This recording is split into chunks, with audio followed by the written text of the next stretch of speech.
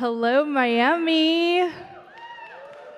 Hi, everybody. Welcome to our panel, Luxury Meets NFTs. My name is Daniela Henao. I am the co-founder and the COO of DeFi Trends. We provide data analytics and education for cryptocurrencies and NFTs. We make investing easy for you all. So I am sitting with some very interesting people from all walks of life. I know some of you have been in really powerful talks earlier this week. So let's start with intros, and then we can dive right into the conversation. All right, Roman. He is the founder and CEO of Luxury Bazaar. He's the guy with the fancy watches that I'm sure you have all seen outside. He's one of the pioneers of bringing luxury watches and jewelry into the World Wide Web, and currently he's one of the major players in the online luxury watch and jewelry sector. Let's give it up for Ronan.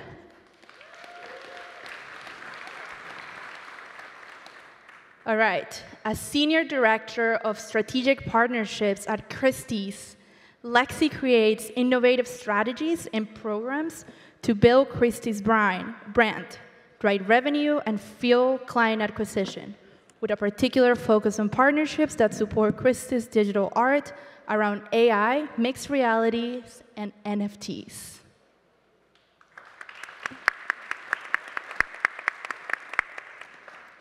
Lee is the founder and CEO of MPH.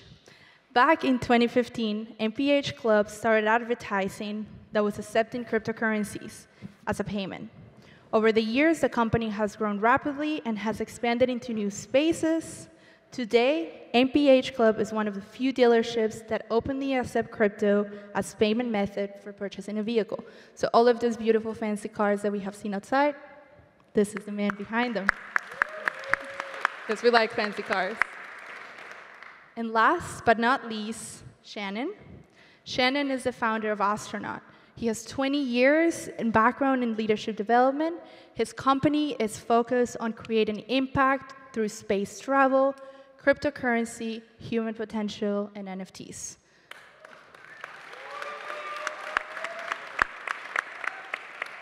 So yeah, quite an interesting crowd. Thank you guys for being here. So let's get started. We have a lot of people in the space that is their first time at a crypto conference, and thank you for coming, for being brave.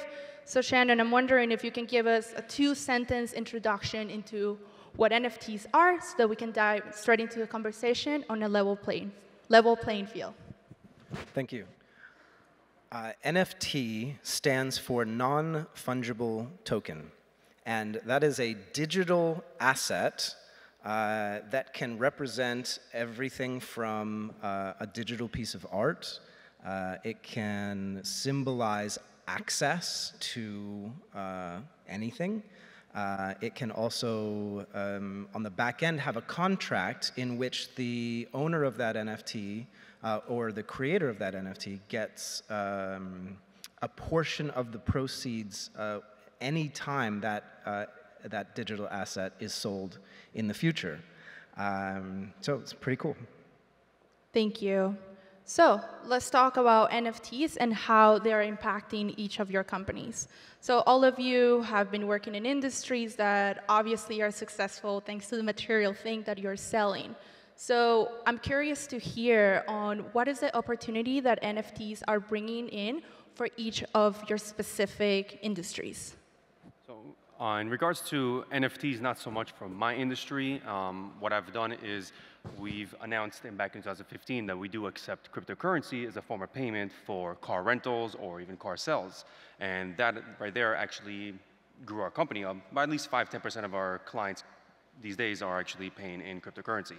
NFTs not yet so far. I feel like it's still new. Still keeping a close eye on it.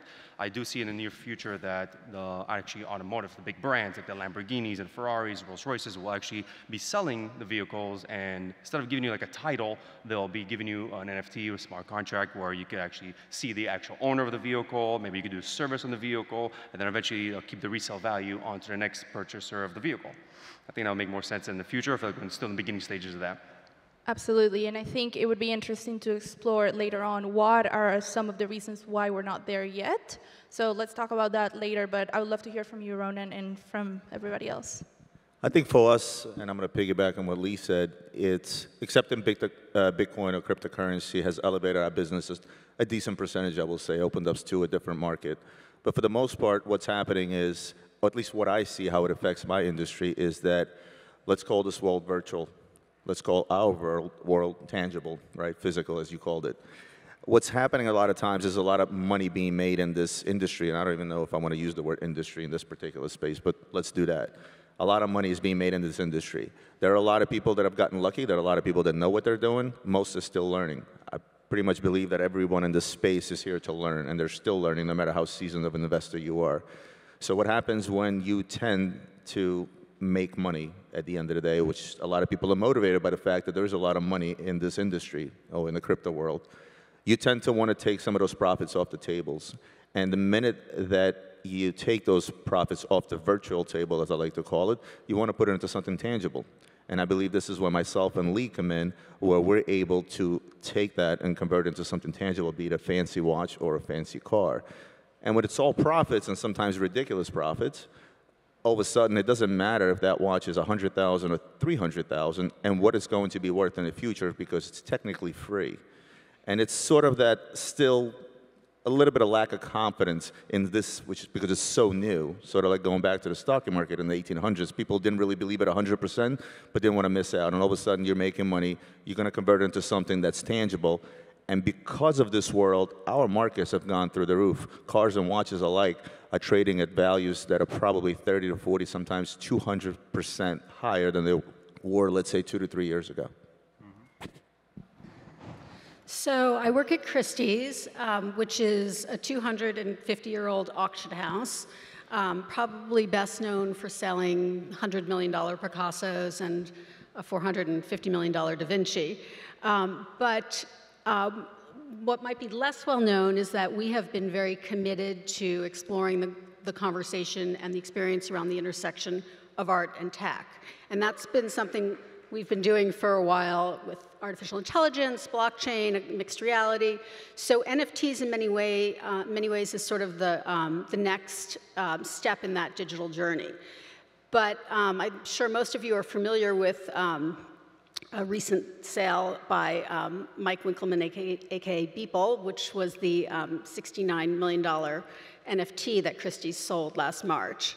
Yeah, very exciting. And really, I think for us, one of the most important things that did was validate digital art as a category, as an experience. So really changed the way I think people think about digital art. If it can be sold for that much, you know, the market is valuing it. And so that was very important for us. And the other thing that NFTs have done for us is really, you know, in the past, you know, since that sale, we obviously went on to sell a number of other works in a few different categories around NFTs. And that enabled us to reach an entirely new audience that really I don't think we would have tapped into otherwise. So a global audience, a younger audience, and an audience very engaged in crypto. In many ways, NFTs was sort of a gateway for us to that audience, and that's very exciting. And then third, we were able to, we've been able to work with a whole group of emerging artists who, you know, probably would never have been on the radar of most of us, certainly not, you know, made it to the secondary, what's typically a secondary market like Christie's. So all three of those things have been really, really exciting, and I think, you know, for the industry as a whole, and I think really important. Thank you. That was great. And just to speak to what you said, I've known of Christie's for quite a while, and to see you guys have such a legacy brand and merge with like cutting edge technology, I think that's brilliant. Yeah, so awesome. So Astronaut is not 250 years old. Our entire focus is on the future. And there's a number of things that are tied into that, which is NFTs and cryptocurrency are, as everyone is saying, brand new. And so the NFTs specifically, as of today, are 1% market penetration, which is nothing, And some of these NFTs, I mean, are just doing insane numbers financially. So if that's the case now, then just imagine, at 1% market penetration, if that's what's happening, the future is just is bonkers, which is great. And so our view is cryptocurrency and NFTs are so new relatively that the narrative is undefined. What are they? How can they be used? We're still kind of figuring it out. And so what we want to do is bring context to it in the form of making an impact, making a difference in the world. And so the NFTs in our world represent not just potentially a trip to space, or we're even talking about doing something with some luxury watches that represent ownership and things like that. Really, on the back end, it represents a membership to a community. And if you watch a lot of these big NFT launches, what you'll see is one of the big things that make them as successful as they are is the community that's on the back end. Look at Bored Ape Yacht Club.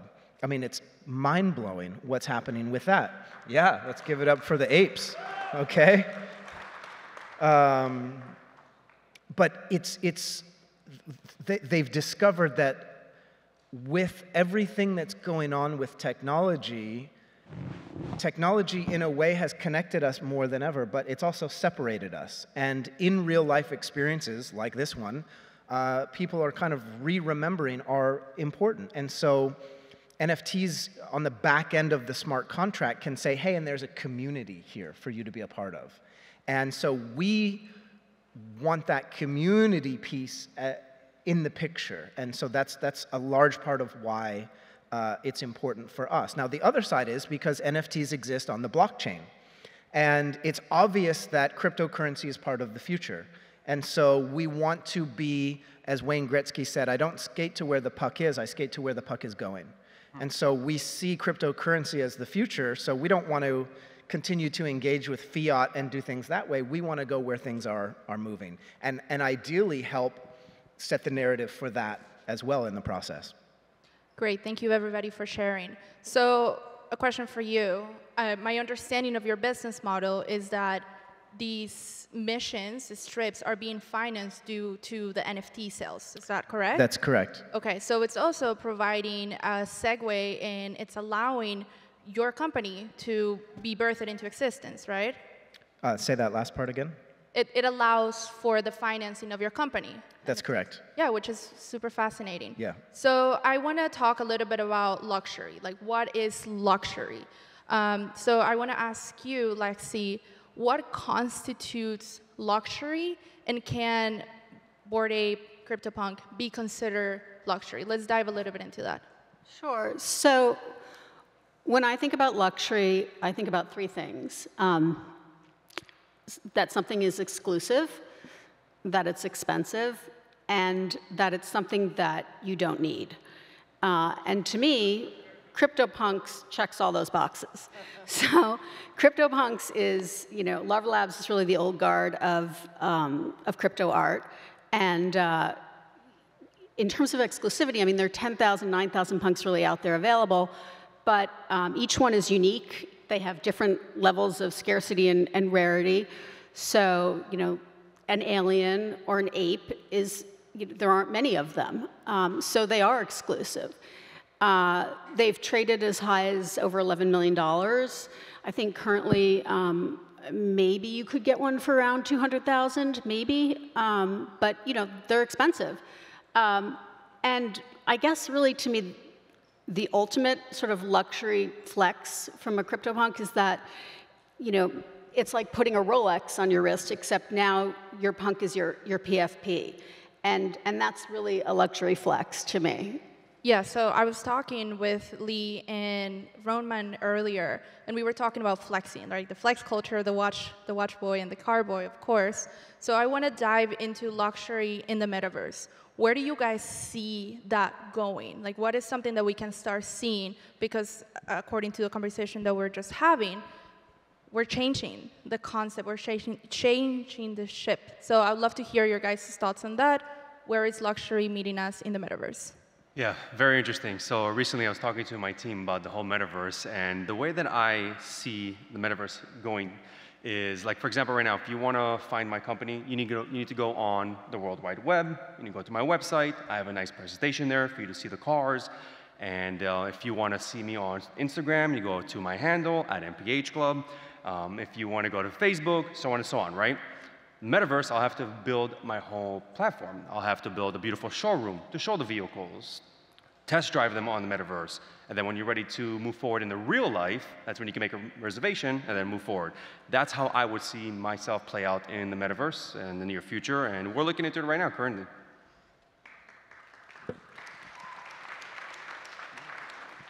I'll add on a little to that. So, again, I'm going to add on to the flex part of it, right? So, I consider myself a dinosaur. I spoke to dozens and dozens of people in this conference, and to me, it was a different language at most times, right? The metaverse is, to me, brings me back to when I was a bit younger and to video games, right? To gamifying things. So in the metaverse, now it's starting to get to a point where it's being gamified, right? You're actually living in virtual reality. There were video games that came close to that, but not quite. Obviously, with technology today, this is going to go much further. But there's still a separation and room for both, i.e., it depends on where you want to flex. If you want to flex in real life, then you put a watch on your wrist and you jump into one of these cars. If you want to buy $1 million yacht in the metaverse, which I believe happened, you go out and you buy $1 million yacht. It's a different kind of flex for a different generation.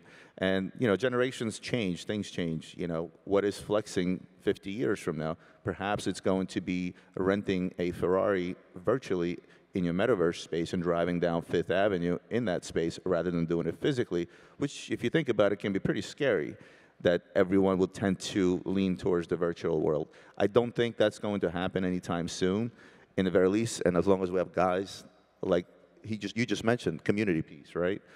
To remind people that at the end of the day, there's a human factor to all of this. You can flex on the metaverse, you can flex in real life, but at the end of the day, it comes down to communities, to real people.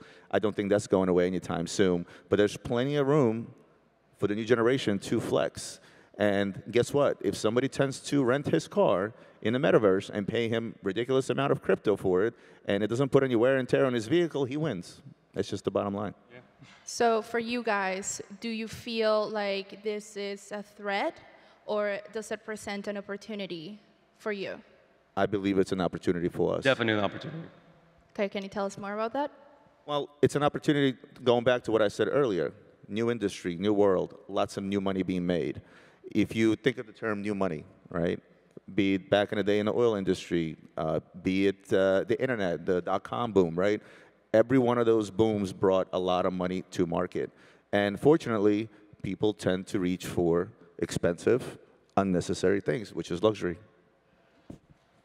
Another platform to advertise on, technically. Yeah, so I want to ask you guys, let's think like 5-10 years in the future. Do you believe that people would own more goods in the metaverse than in real life? Do you think that that's going to change? Let's talk about that. And Shannon, I know you're a little bored, but let me ask you a question that gets you excited too. I heard 500 years. I'm like, I don't know. Yeah, in the next 5-10 years, I definitely see it growing rapidly. Look, like for example, 5 years ago, actually 2015 is when I started announcing that I do accept cryptocurrency. And only once or twice a year, I had a unique client who actually paid in cryptocurrency. And this year, in the past year, I've been collecting cryptocurrency from clients every week now. So it's becoming more of like a day-to-day operation. And in 5-10 years from now, I can see a big influence of it. There's a lot of ifs, and I mean, obviously, they're all going back to good old economy, physical economy, not virtual. But I do believe that this space, although it's such a tiny part of the world economy today, it will grow much bigger. I don't know at which point it can grow to a level will have an impact on the physical economy if there was something bad were to happen. And economies are cyclical, right? And I do believe that the virtual economy, which is what this space is creating as its own virtual economy, is also going to be cyclical. So you're going to have ups and downs. I don't think in the next 5, 10 years this space can grow to a level where even if a bubble happened within this space, it would have an effect on the tangible economy or the physical economy. But probably 25 to 50 years from now, this space will grow to a level where if something bad were to happen, or good for that matter, it could have a big effect on the physical economies. And the first things to go whenever there's some sort of a bubble or a downturn are the luxury, useless things that people like to buy when they make some extra change. I'll just say for Christie's sake, I hope that that's not the case, because obviously a tremendous part of our business is contingent on the physical as well. But I think that at the end of the day, people want to own beautiful things or special things or luxury things. And I think that means different things to different people. I think the trend that we're seeing now with the younger generation is that ownership is sort of thought about and defined differently. There is an interest in having less stuff and having things that can be transferable, and I think there's a new appreciation for digital ownership that I think certainly Christie's older clients may not have. So I think there's potentially a convergence. I don't think we're ever going to get to the point where, you know, if you have an option to own a Picasso, that you would, you know, that wouldn't be of interest, and it's quite interesting that some of our most important NFT buyers may have come in trying to bid on or buy an NFT and have gone on to buy some of our most important contemporary and impressionist work. So I think that will still continue to be relevant. I have a follow-up question on that. So a lot of your buyers and my buyers alike, they look for a value, they look for an investment value in the product that they buy, because these things are indeed expensive, and they do tend to go up in value over time. Sometimes they go down, sometimes they go up. Right now, everything is going up. How many of your clients, would you say a percentage of your clients, have gone out and bought the digital art to add to their collection on top of an existing physical collection, either as due to FOMO or perhaps as to say, well, you know what, I should own a piece of it because everybody else is buying it?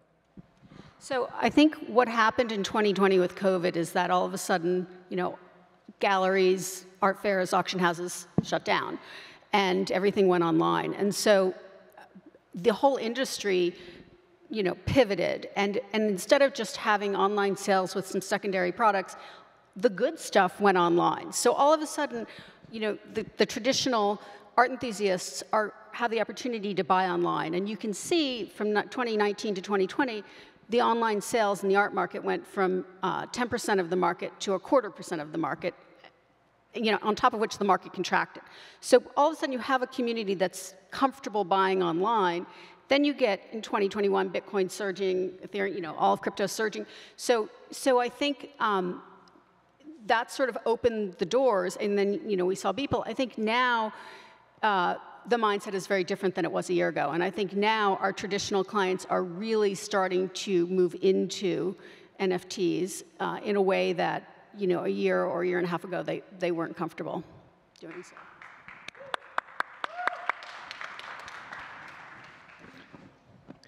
I'd like to add a couple pieces of ideas to the picture.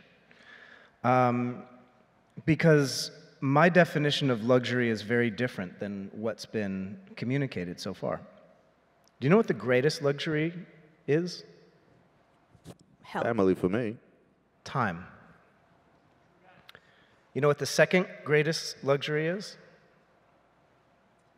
Are you asking me? Fulfillment. The majority of people die with regret. There's about 5 different flavors of regret that most people die with, but it is predominant throughout the world that most people die with regret.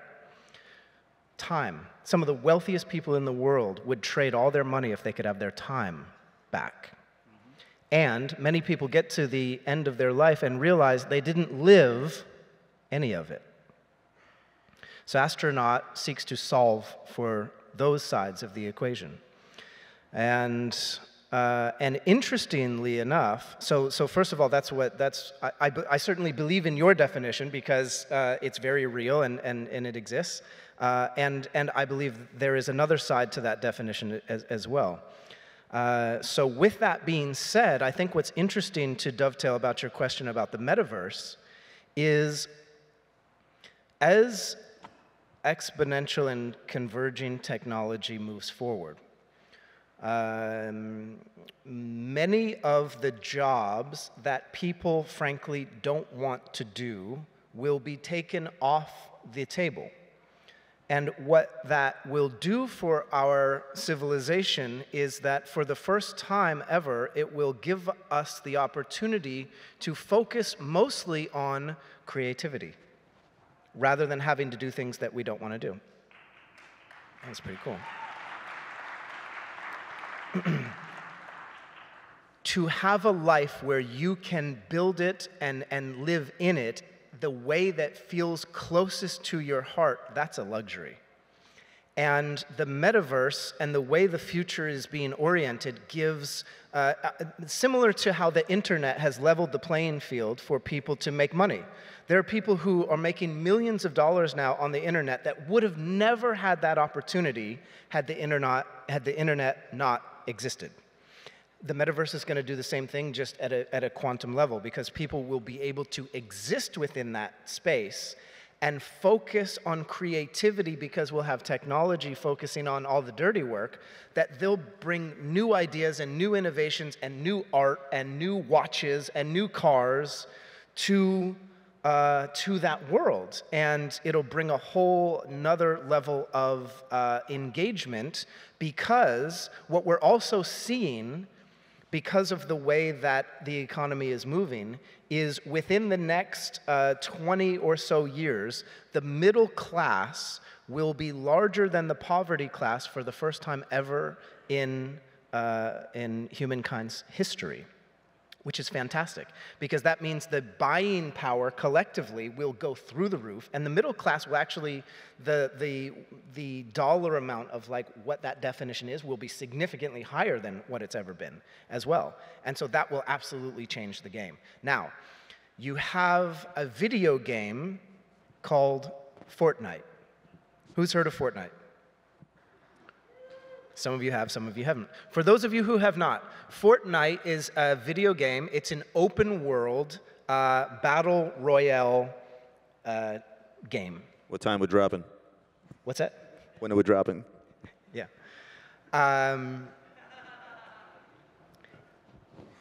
The game is free. The game is completely free.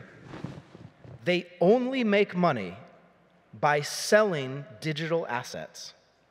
And those assets have zero utility in the game. They don't make you more powerful. They don't make your weapons better. It's simply clothes. It's flex type stuff. Fortnite is one of the highest grossing games of all time, and it's free. And they only make money off of digital assets that don't have any benefit to the user within the game. It simply just makes them feel better, makes them feel cool. So if that's any indication of where things are going, and it is, then that it speaks for itself.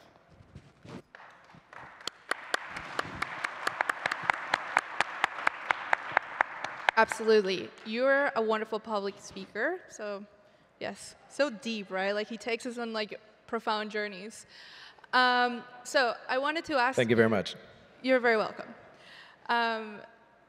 Something that I love about NFTs, crypto space, is the decentralization of assets and how it's allowing people, multiple groups of people, to come together and purchase an asset that previously was only accessible to the 1%. So I want to talk about that, the decentralization of assets. And in your case, I'm really interested to ask you, have you guys thought about doing maybe one of the NFTs as a decentralized NFT that multiple people have the opportunity to purchase? And if so, I guess let's divide this question into two. So let's talk about decentralization of assets. How does that play a role for you? Are you guys doing any of that? And let's see where that conversation takes us. Yeah, so again, me and my team, we were actually looking into how do we tie ourselves with the NFTs and how we can make this possible. You know, I own an MPH Club, and it's a luxury car rental company. The cars that we have in our inventory are high-end exotic cars like Lamborghinis, Ferraris, Rolls-Royces, just to name a few of the brands. We have a unique... Flexing. You see a couple of the cars parked up front. That's a little bit of the inventory that we have. So we have a very unique membership program where we pre-sell rental days. And there has to be a way for us to tie in a NFT to the membership. So we don't sell a lot of memberships. They're very unique. They're expensive. They're $65,000 for 100 rental days. It's not for everybody. But for the one individual that does want it, we are in process of tying together some sort of an NFT with the membership. We sell, let's say, 20 memberships a year, and that's something that we're able to create 20 NFTs. They expire at the end of the year. They go up in value if you trade them within. There's something there for us to tie in, and we're still in the beginning stages of looking into it. So it's something that we're probably going to be announcing maybe next year. So next time we're in this conference, we'll talk a lot more about it, hopefully. Great, thank you. One of the issues both myself and Lee face in regards to the NFT space is we don't own the rights to the names that we sell.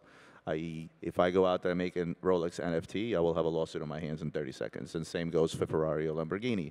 So we looked into things such as ownership, paperwork that you normally get with a watch or a car, converting that into an NFT, storing it into a blockchain, but then 30 seconds later, the companies themselves will do just the same, right? And they'll take advantage of it. The only approach that I've been thinking about lately is partial ownership. Not everyone can afford a $100,000 watch. However, creating a particular token, be it a token, your company token or whatever it may be, and allowing, let's say, 5 individuals to partially own a particular watch. And not as an investment, but to physically actually own it and pass it, and sort of like a timeshare, if you will. That's one option that we're looking into. Another option is some people look at somebody's timepieces over time as an investment. But as much as in today's world, it seems like every single watch goes through the roof. There's not a single Rolex in a Rolex store, and they're all trade at triple value. That may not stand true, same as for art, 5 years from now when the market shifts. So I don't advise my clients to buy watches as an investment. I advise them to buy as an expensive toy. But what if there are 10 clients that do want to wear a $250,000 watch, but they're only able to afford $25,000? I think that's when an NFT can be utilized in order to create partial ownership of a watch. And if that watch happens to go up in value, then by all means, your NFT just went up in value just the same. And again, I think it opens up our world. It opens up the world of what you couldn't previously afford to somebody that can now afford it alongside with a community. I actually like that idea a lot. So Shannon talked about community earlier, and I think that's really relevant here and really interesting. So I don't know if you saw, there was recently something called Constitution DAO, which was a group of people who came together, and essentially it was the largest crowd-funded auction bid ever. A group raised about, I think it was $43 million to bid on an original copy of the U.S. Constitution that was being sold at a second-rate auction house. But anyway, so they didn't win it for a number of reasons, including the fact that they sort of tipped everyone into what their number was, which is kind of a basic auction no-no. But the concept was really interesting of this group coming together to bid on something, and there were a lot of hiccups around it with gas fees and returning the money, but you know, the undertaking was really interesting, and I think we're going to see more of that kind of those kind of experiences. There's a startup company called Particle, which was founded by a former Christie's person, which is trying to tokenize or fractionalize works. So again, maybe you can't buy an entire Banksy, but you can own a piece of a Banksy as sort of an investment opportunity, and the work can be held, at a nonprofit, for example, and enjoyed by the larger public. So I think it's really interesting what's happening. It's all made possible by blockchain and NFTs, so it's really exciting. Yes, absolutely. And then, Shannon, the question that I wanted to direct to you specifically is in regards to doing one of your NFTs as potential multiple ownership. Is that something that you guys have been considering? Because I'm sure that many of us would be interested in that, since the NFT, I'm sure, is quite pricey. Yeah, you're right. The challenge with that is, unless we owned our own rocket at some point that we could fractionalize and give ownership to people to, that could be a part of the conversation, but that would be down the line. That would include things like potentially having, we're talking about in the future having our own kind of wing on the International Space Station, or a clubhouse on the moon. So there could be some like fractional ownership there, but as far as the actual travel, and it gets sticky because most of the focus is on the individual. So there could be some room for possibly like doing some type of DAO that allows for one person to be able to go, that's like someone who gets voted on or something like that, that likely maybe financially wouldn't be able to go. So there's a little bit of a potential philanthropic side. So we're playing with how we can do that, either with hard assets like International Space Station, or with some of the softer side with people. So we're toying with that. Yeah, that's really cool. So obviously, I would love to go to space, but unfortunately, DeFi Trends is not giving me yet I don't know how many $1 million. Yeah. So just thinking about this is a really exciting thought, because I don't believe that space should only be reserved for those who can afford it. Yeah, and neither do I, just to be clear. Of course. And the good news is, again, with the way that technology is moving, it's moving so much faster than people realize. Look at computers, for example. Look at the history of computers and how long computers have been around, okay? Over the past couple years, we have developed quantum computing. Now, quantum computing is mind-bending. If you take all the computers in the world and you connect them, and you give them one algorithm, one equation to crunch, that one equation, like something extremely complex, would take 10 years to crack. A quantum computer can do it in 60 seconds. Think about that. By itself. By itself. So a computer runs off ones and zeros. It's I want to binary. be mindful of the time, so... Yeah. So the point is, space will democratize a lot faster than people think. Yeah. Great, thank you. And I wish we had more time so that we can dive into more cool facts and stories. But I do want to spend the last seconds thanking all of you. I've learned so much. I'm really happy to be connecting and for all of us to be sitting together. It's such an eclectic and special group of people. So thank you to the conference for putting this together. Thank you all for being here, for being hungry for knowledge, for stepping out of your comfort zone, for being at the edge of technology and NFTs. So I'll leave the last 2 minutes for you all to say your closing remarks. Thank you for listening. It's been a pleasure. Thank you very much. This event has been amazing. I can't wait for next year. I can see this thing grow every year. If anybody's ever interested in a couple of fun toys, we are located in the front entrance with all the fun, exotic white cars that we have right up front. Feel free to come check us out, and we'll talk cars. Well, I want to say thank you for having us. Guys, thank you for filling the room and listening. I got to tell you, my final conclusion is going to be that I am going to take a LaFerrari, drive it to an airport, get into a spaceship, and hang a Picasso in that spaceship wearing a cool watch after this panel. How about that? Yeah.